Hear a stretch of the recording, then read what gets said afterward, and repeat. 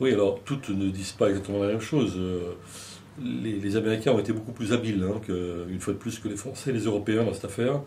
Ils ont à la fois ménagé discrètement Moubarak, et en même temps ils ont quand même surfé sur le mouvement assez rapidement, ce que les Européens n'ont pas su faire, et la France a été une fois de plus quasiment muette, ce qui n'est pas plus mal quand on entend ce que la France officielle a dit avec la Tunisie. On peut imaginer qu'effectivement cette difficulté venait du fait que ces capitales ont soutenu Moubarak pendant plus de 30 ans et que donc il est difficile de le lâcher comme ça du jour au lendemain.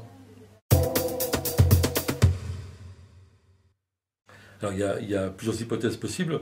La plus proche, ce serait Omar Suleiman, c'est l'homme que Moubarak vient de nommer comme vice-président, qui serait un peu un plâtrage, en fait, un relookage, mais une sorte de double de Moubarak. Peu probable que le peuple égyptien se satisfasse de cette solution.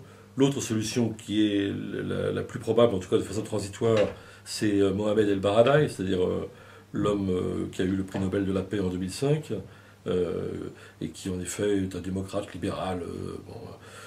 La troisième solution, c'est la seule force vraiment constituée, c'est-à-dire les frères musulmans. Mais dans la deuxième solution, si j'ose dire, il y a la troisième, parce que El Baradei est soutenu officiellement par les frères musulmans, et on peut imaginer que s'il allait vers des élections, de toute façon, ça conduirait à la confrérie.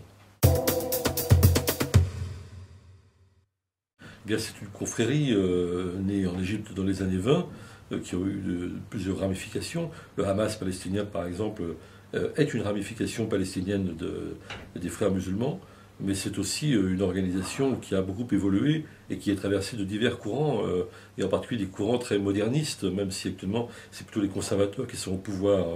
Mais ça s'explique par le fait qu'ils se sont repliés, ils ont dans une situation de répression très forte sous Moubarak. Mais il y a des jeunes cadres cultivés, etc., tout à fait libéraux qui pourraient demain séduire l'Amérique et l'Europe et les institutions financières. Donc je crois qu'il ne faut pas que les Occidentaux commettent le même contresens qu'ils ont commis avec le Hamas sous la pression israélienne.